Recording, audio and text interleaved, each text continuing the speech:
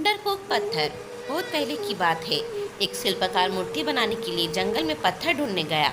वहाँ उसको एक बहुत ही अच्छा पत्थर मिला, जिसको देखकर वह बहुत खुश हुआ और कहा, यह मूर्ति बनाने के लिए बहुत ही सही है। जब वह आ रहा था तो उसको एक और पत्थर मिला।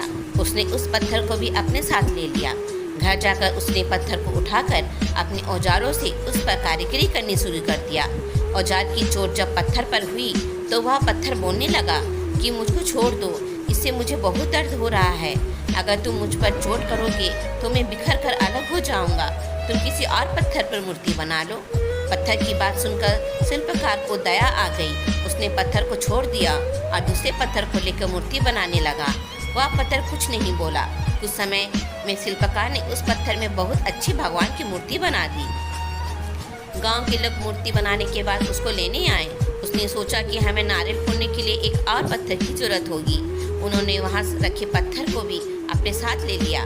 मूर्ति को लेकर उन्होंने मंदिर में सजा दिया और उनके सामने उसी पत्थर को रख दिया। अब जब भी कोई व्यक्ति मंदिर दर्शन करने आता तो मूर्ति को फूलों से पूजा करता, दूध से स्नान कराता और उस पत्थर पर नारियल फोड़ता था।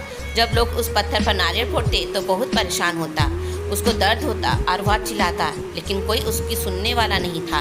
उस पत्थर ने मूर्ति बने पत्थर से बात करी और कहा कि तुम तो बड़े मज़े से हो, लोग तो तुम्हारी पूजा करते हैं, तुमको दूध से स्नान कराते हैं और लड्डू का प्रसाद चढ़ाते हैं, लेकिन मेरी तो किस्मत ही खराब है, मुझ पर लोग नारियल फोड़ कर जाते हैं।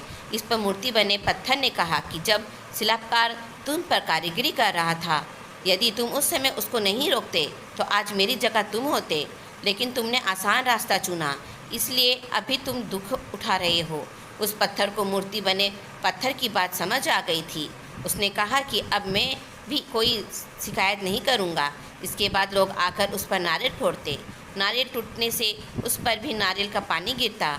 अब लोग मूर्ति के प्रसाद का भोग लगाकर उस पत्थर पर रखने लगे। सीख, हमें किसी की कठिनाई परिस्थितियों से घबराना नहीं चाहिए।